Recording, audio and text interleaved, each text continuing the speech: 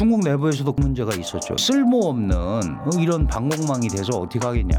미국으로부터 공격이 온다거나 하물며 대만으로부터 공격이 온다 그랬을 때 과연 막을 수 있겠느냐. 작년부터 중국이 인터넷법을 대폭 수정해가지고 어마어마한 통제 시스템을 지금 구축을 하고 있습니다. 불만이 없는 게 아니고 표현을 못하는 겁니다. 라이타돌처럼 불이 한번 탁 당겨지면 언제든지 문제가 생길 수 있어요. 강 교수님, 이제 미국 트럼프 시진핑 만나고 나서 뒷얘기들이 슬슬 나와요. 그중에 재밌는 게 시진핑 그 양반 포카페이스 우리가 모르잖아요. 네네네. 근데 뭐 책상 쳤다는 얘기는 안 나오는데 다카이치 얘기하면서 격분했다. 네. 소리 질렀다. 그 중국 문화에서 원래 없는 문화잖아요. 그런 거. 잘 안 하죠. 안 그렇게 하죠. 표현을 잘 안 하는데 네. 그거는 이제 그만큼 이제 일본의 재무장화. 이제 중국은 군국주의화라는 말까지 쓰고 있어요. 네, 그런 말 많이 하대요? 네. 아니 군국주의로 가는 거는 아닐 것 같은데 뭐 2% GDP 국방비가 GDP 2% 넘었다고 군국주의로 가는 건 아닌데 이제 그런 식으로 표현을 우리는 합니다. 2.5%인데요. 뭐 그래서 이거가 사실은 우리 이재명 대통령이 중국 방문했을 때도 사실은 상해 임시정부 방문하면서 일본의 군국주의화를 같이 비판해달라 이런 표현도 했었어요. 그런데 우리가 안 했죠. 아, 중국이 그런 얘기 해달라고? 역사적으로 아픈 경험이 있었다. 이러고 잘 해줘. 넘어갔습니다. 근데 지금 다카이치 총리가 재무장 그다음에 이제 일본 방산의 국제화 이런 것도 굉장히 추진하고 있잖아요. 호주의 뭐 호유암 그 수출이라든가 뭐 공동 건조 그다음에 또 센가쿠 열도 일대 그다음에 대만을 바라보고 있는 무인도에 중국을 겨냥한 미사일 기지를 열 몇 개 지금 건설을 하고 있잖아요. 결국은 이런 것들이 중국을 겨냥한 거다. 그러면 이게 동아시아의 안정을 해치는 거 아니냐. 다카이치 총리라는 사람이 나와서 2차 대전 이후에 아시아 지역에서 나름대로 진행돼 왔던 전략 균형을 깨트리는 거다. 이런 표현을 씁니다. 근데 사실은 이제 저는 한국 사람이고 안보를 생각하는 사람으로서 북한이 핵 갖는 거는 전략 균형 깨트리는 거 아닌가? 그런 생각을 할 수 있잖아요. 파괴된 거죠. 그러니까요. 그러니까 좀 약간 내로남불 이중잣대를 가지고 하는데 어쨌든 아시아 지역에서 중국과 일본의 경쟁이라는 거는 아주 오래된 거고 일본의 부상은 마치 중국의 부상이 미국의 이익을 침범하듯이 적어도 일본의 부상은 아시아 지역에서 중국의 이익을 결정적으로 해칠 수 있다고 생각을 하는 것 같아요. 그래서 미일 동맹의 강화가 결국은 중국을 견제하는 것이기 때문에 나는 일본의 저와 같은 행태를 도저히 참을 수 없다. 라는 표현을 뭐 완곡하지는 않았죠. 책상을 쳤는지는 모르겠습니다만은 굉장히 강경하게 미국한테 경고를 보낸 거다. 그러니까 대만 문제와 더불어서 일본 문제까지 그러면서 미일 동맹의 강화 여기에 한미일 삼각공조 이거는 중국을 견제하는 거 아니냐. 이제 이런 생각을 기본적으로 시 주석이 갖고 있는 것 같습니다. 지금 당 중앙군사위원회 7인 체제에서 지금 장성민 부주석 기율검사위원이 이제 조서 올라갔고요. 네. 시진핑 둘밖에 없죠. 둘밖에 없어요? 네, 아직까지 그렇습니다. 5명은 왜 안 채우는 거예요? 지금 아직 내부 정비가 저는 안 끝났다고 생각을 합니다. 그럼 왜 그러냐 하면 그 사실은 이제 중앙위원회 전체 회의에서 보선을 할 수 있거든요. 그런데 장효시아가 올 1월에 지금 1월 24일인가요? 엄중한 기율 위반 혐의로 지금 조사받고 있다고 그랬기 때문에 그 조사가 끝나면 이제 그거를 가지고 다시 한번 판을 짜지 않을까. 그러니까 사실은 장효시아를 실질적으로 축출이 된 거죠. 그 전에 장효시아를 타도 내지는 또는 축출하기 위해서 장효시아의 휘하들을 상당히 많이 정비를 했습니다. 그게 이제 올해 전국 인민대표대회에서 전인대 위원 중에 국방군사과학기술의 우리 차관급 이 연구원 책임자 4명이 있었거든요. 예. 이 전부 해임됐습니다. 그게 이제 그런 그 사실은 그 전조거든요. 그러니까 누군가를 군사위원회 앉히는 것보다 전반적인 군부의 재조정을 하고 있는 게 아닌가 이렇게 판단했는데 그렇습니다. 그래서 기본적으로 짱요시아 세력 아마도 짱요시아도 시진핑 주석한테 직접적으로 이렇게 저항을 하거나 대들거나 그랬을 거라고 저는 생각하지 않습니다. 왜냐하면 이 짱요시아가 이 군부의 핵심으로 들어온 게 2015년 12월 30일 소위 중국의 군부 개편으로 완벽하게 다 시진핑의 인맥으로 깔아놓은 거거든요.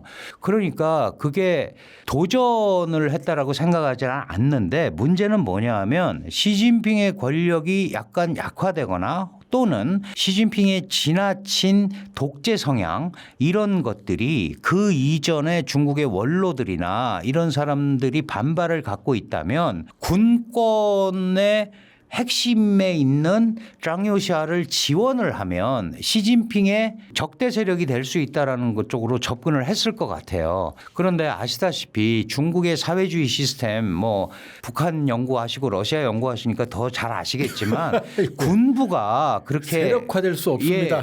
그렇게 채워가지고 할 수가 없거든요. 뭐 군은 할 수 있지만 당을 어떻게 장악할 거며 행정부를 어떻게 장악을 합니까? 그러니까 더 이상의 도전 세력을 안 키우겠다라는 차원에서 정리를 했다. 이제 그런 차원이고 그렇다면은 이제야말로 진짜 자기 멤버로 다시 한번 다 잡아서 까는 어떤 그 배치하는 이 형태를 가는 준비를 하고 있는 게 아닌가 이렇게 보입니다. 지금 7인 중에서 지금 이름도 다 기억 장여우샤, 허웨이둥, мя오아, 리쌍표 네. 한 명은 누군지 기억도 안 나네요.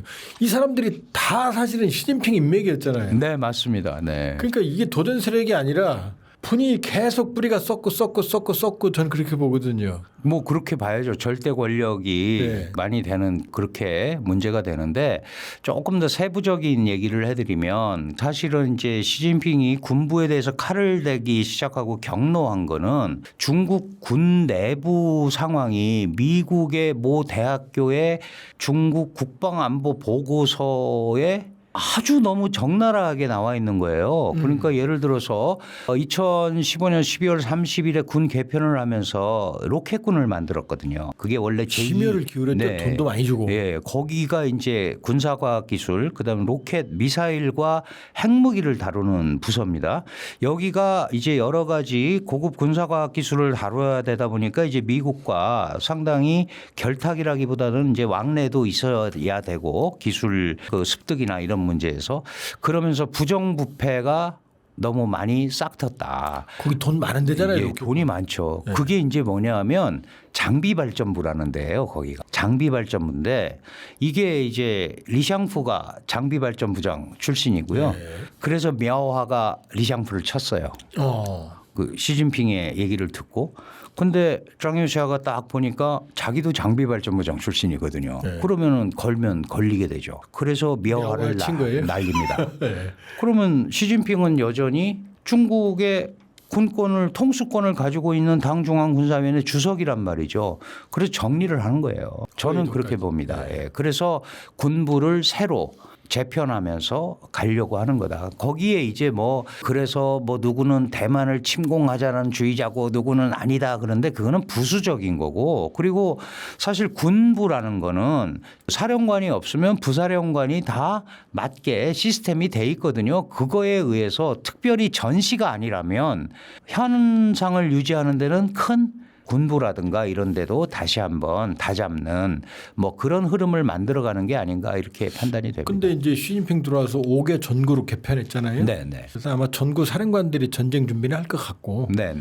근데 지금 말씀하신 장비 개발부 이런 로켓군 이게 중국 인민해방군 현대화의 핵심적인 부서들이잖아요. 그렇습니다. 그러면은 지금 나오고 있는 뭐 레이더 그다음에 스텔스기 하는 미사일 어쨌든 영향을 받는 거 아니겠어요? 당연히 받을 수밖에 없죠. 그리고 그 현상들이 나타났잖아요. 그게 예를 들어서 베네수엘라 방공망, 이란 방공망 이게 이제 거의 무용지물로 돼버렸단 말이죠. 그래서 중국 내부에서도 그 문제가 있었죠. 이렇게 투자를 많이 하고 우리가 정말 전폭적으로 밀어주고 필요하다는 거 다 해줬는데 이게 이렇게 소위 쓸모없는 이런 방공망이 돼서 어떻게 하겠냐. 그러면은 예를 들어 가지고 미국으로부터 공격이 온다거나 하물며 대만으로부터 공격이 온다 그랬을 때 교전을 할 때 과연 막을 수 있겠느냐 이런 것까지 얘기가 나왔던 거거든요. 그래서 군사과학원이라든가 군사기술원이라든가 이런 주요 엔지니어들 원장 차관급들인데 이 사람들이 동시에 해임됐어요. 이거는 안 나오지만 그러니까 제가 판단하기에는 그런 거를 모두 포함해서 이 군 조직 내지는 연구기관까지 전부 지금 내부 작업을 하고 있다. 저는 그렇게 보고 그런 것들이 어느 정도 일단락이 되면 아마도 이제 중앙군사위원회 위원들 보선을 할 거다 이렇게 판단이 됩니다. 그 중국 최근에 보니까 젊은 청년들의 중국 국뽕, 뭐 중국인들이 뭐 해외 나가면 뭐 존경받는다든지 막 이런 게 막 나돌잖아요. 중국의 MZ 젊은 세대들은 중국 체제에 대해서 어때요? 자기 체제에 대해서 뭐 다 변화는 있겠지만 어떤 변화의 주역이 될 수 있나요? 그게 쉽지는 않을 겁니다. 이제 그게 사실은 가끔 보면 백지 시위 하는데 청년들이 코로나 들고 때 나오고, 백지 시위 있었죠. 막 들고 나오고 이거는 아니다. 사실은 이제 시진핑 중국 국가주석이 젊은 청년들한테 가장 큰 환영을 받은 거는 이제 미국하고도 어깨를 나란히 하는 것 같아. 특히 어떤 친구들이 거기에 막 이렇게 빠져들었냐 하면 16살에서 한 20살 되는 여학생들이 이제 우리도 제대로 된 지도자를 만났어 이러면서 소분홍이라는 소위 웹사이트를 만들어요. 핑크색입니다. 다. 소분홍 지금은 이제 볼 수가 없는데 여기가 뭐냐면 애국주의 찬양. 우리가 지금 잘하고 있다. 우리가 시주석을 밀어야 된다. 중화인민공화국이 드디어 이제 웅비한다. 막 이런 거를 얘기하는 거예요. 그 해외 유학도 많이 가잖아요. 물론 이제 요새는 뭐 코로나 때문에도 그렇고 또 미국 같은 데는 중국 유학생들을 의도적으로 특히 이공계나 이런 데 오는 거를 막거든요. 그러니까 이제 유학 풍조도 좀 잦아들었고 그렇지만 한국이나 뭐 일본 이런 데 많이 갑니다. 그러면 자기들도 와서 보잖아요. 그러면 뭔가 이게 우리 젊은이들은 할 말도 못하고 사는 것 같아라는 생각을 하게 되죠. 왜 이런 말씀을 드리냐 하면 우리가 보통 이제 초기에 극권주의, 사회주의, 공산주의 모델, 전체주의 모델하고 그 이후에 중국은 권위주의로 왔다고 그러잖아요. 코야오방, 저즈양 뭐 이러면서 왔는데 지금 시진핑의 행태는 이게 요 중간으로 다시 돌아간다. 그래서 억압적 권위주의라는 표현을 써요.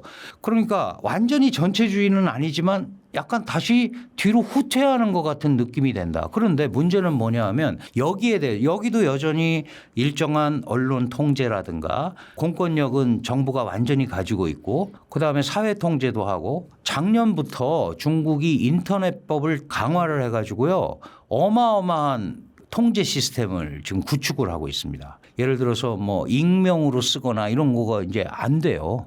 그 하다가 걸리면 큰일 납니다. 그리고 기업들도 그렇게 해야 되고 그러면은 결국은 좋은 말만 정부를 찬양하는 말밖에 쓸 수가 없는 거예요. 그러니까 결국은 이런 행태들을 봐왔는데 예를 들어서 한국에 유학을 오거나 뭐 일본에 유학을 가거나 유럽이나 이런 데 가서 보면 너무 자유스럽잖아요. 저도 모 대학에서 30년 강의했는데 10% 이상이 중국이에요. 맞습니다. 강 선생님도 그럴 거 아니에요. 아유, 당연히 그렇죠.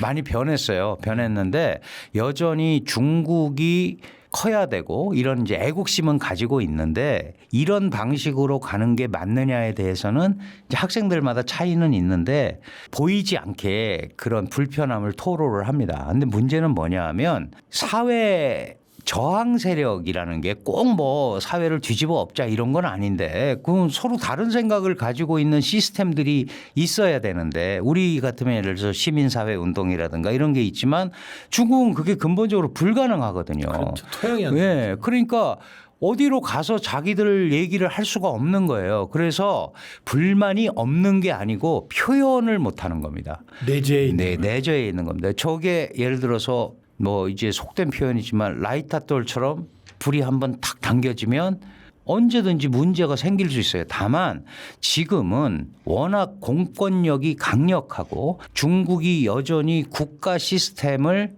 어쨌든 옛날보다 나은 시스템으로 그러니까 경제적 차원에서 간다고 하니 그걸 그냥 지켜보고 있는 거예요. 그러니까 우리가 보통 민주화와 산업화 뭐 이런 얘기 하잖아요. 중국은 산업화를 먼저 갖고 이제 민주화를 우리가 일반적으로 시장 경제를 채택하면 사회가 다원화되고 그러면 정치 민주화의 욕구가 나온다 그러는데 사회 다원화까지는 분명히 왔잖아요. 그런데 중국은 절대로 서방이 간 길을 따르지 않고 중국식으로 민주화하겠다라는 거잖아요. 그러니까 중국 특색의 사회주의. 그러니까 거기에 대해서 지금 반발하는 말을 할 수가 없는 그런 상황이다. 그래서 아직도 사회 제어 시스템 이게 중국에서는 강력하게 움직이고 있고 그거를 뚫고 나오는 시민사회나 이것이 아직은 형성이 안 돼 있다.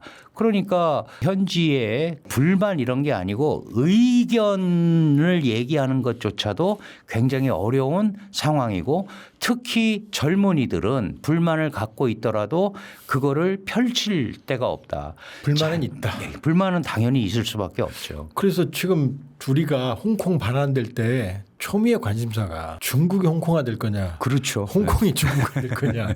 근데 지금 보니까 최근에 홍콩이 중국화되고 있고 특히 이제 8원공, 네네. 금년공 보안법을 적용해서 실현까지 네네. 그 홍콩 사람들이 가지는 좌절이 굉장히 클 것 같아요. 홍콩은 지금 어때요? 지금 많이 중국화되고 있죠. 중국화되고 있는 게 아니고 중국에 기대고 있다고 봐야죠. 아, 기대고 예, 있다. 이미. 왜냐하면 홍콩은 아시아 최대 자유무역항이었고 중국의 관문이었잖아요. 근데 중국이 의도적으로 광동성의 관문으로 범위를 줄였습니다. 그 홍콩 보안법 나오기 전에 나온 게 송환법이잖아요. 송환법, 그때 범죄인 몇백만 인도하는 예인. 거예요. 예. 그게 왜 거기서 했냐 하면 홍콩이라는 데를 그냥 놔두니까 해외 각국의 정보기관들이 홍콩에 다 와 있는 거예요. 아. 사실은 그 홍콩 사람들을 겨냥한 게 아니고 중국으로 가는 관문. 그런 거를 겨냥한 거거든요. 예. 그러면서 지금 완전히 와해가 됐습니다. 홍콩의 시민사회는 와해가 됐고 뭐 무슨 민주전선 이런 거 많이 들어보셨잖아요. 그 야당도 다 없어졌어요. 그리고 마지막 남은 야당도 작년에 자체 해산을 결의했습니다. 그러니까 갈 데가 없는 거예요. 그러면 이제 홍콩도 살아야 되잖아요. 그럼 이제 중국을 쳐다볼 수밖에 없는 물론 여전히 홍콩의 시스템이 존재하고 있고 그래서 해외 자본이 홍콩을 통해서 들어오는데 이 부분도 중국은 못마땅하게 생각합니다. 그래서 지금 해남도라는 데를 하이난도. 네, 하이난다오라는 데를 이제 경제 자유무역 특구 제2의 홍콩처럼 쓰려고 지금 개발하고 있어요. 2035년. 섬 크더만요. 네, 섬도 크죠. 2035년이 목표입니다. 그래서 홍콩이 가지고 있는 지위 그런 것들을 떨어뜨리려고 하는데 사실은 이제 중국인들 중에도 그런 거예요. 홍콩에 살았고 영국의 식민지가 돼서 거기에 있었지. 당신들도 똑같은 중국 사람이야. 그런데 너하고 나하고 다른 게 뭐 있다고 나는 특별해야 된다고 자꾸 얘기하느냐. 원래 중국의 계획은 지금 이제 4개 직할시가 있잖아요. 베이징, 상하이, 텐진, 종칭 이러고 있는데 아마 홍콩을 5번째 직할시로 만들 계획도 있었어요. 그게 이제 그 이후에 어떻게 됐는지는 모르겠는데 그러면서 홍콩의 경제권을 남쪽 광동 지역 경제권으로 그러니까 전 중국의 어떤 창구나 이런 게 아니고 광동 지역의 핵심 지역으로 그래서 여러 도시 중에 하나로 이렇게 만드는 작업을 하고 있거든요. 그럼 당연히 중국화가 되는 겁니다. 이전에 홍콩 가면 제일 먼저 광동어가 나오고 그다음에 영어가 나오고 표준어가 나왔잖아요. 지금은 표준어 딱 먼저 나오고 그리고 광동어 나오고 마지막에 영어 나오고 그러지 않습니까? 그게 이제 홍콩의 중국화냐 중국의 홍콩화냐에서 홍콩은 철두철미하게 중국화됐다. 그리고 2019년, 2020년에 소위 송환법, 국가보안법, 그다음에 애국자 통치법. 그럼 무슨 얘기냐 하면 선거에 입후보하는 사람들을 심사합니다. 강준영이 심사하잖아요. 제가 없으면 안 되는 애국자인지 아닌지를 판별하는 거예요. 애국자가 아니면 입후보를 할 수 없어요. 그럼 누가 결정합니까? 베이징에서 결정하는 거예요. 공산당이 결정하는 거죠. 그게 위원회가 만들어져 가지고 그러니까 그 소위 홍콩 사회가 가지고 있었던 뭐 식민지 교육이지만 높은 교육 수준과 높은 공무원 시스템 이런 것들이 사실은 다 와해가 됐다. 그렇다면은 그 홍콩이라는 데가 중국에서 차지하고 있는 포션이 있지 않습니까? 어쨌든 서구의 문물도 들어오고 그게 또 일부 정착이 돼서 중국한테 플러스 요인으로 작용한 것도 있거든요. 그런 것들이 이제는 완전히 중국화로 가는 그런 흐름 속에 갈 수밖에 없다. 이렇게 봐야 될 것 같습니다. 예, 그 중국 얘기 듣다 보니까 참 민주주의가 우리 민주주의가 대단하기도 하고 맞습니다. 예. 중국의 민주주의 갈 길이 참 멀다 이런 생각 드네요. 예, 오늘 고맙습니다. 네, 감사합니다.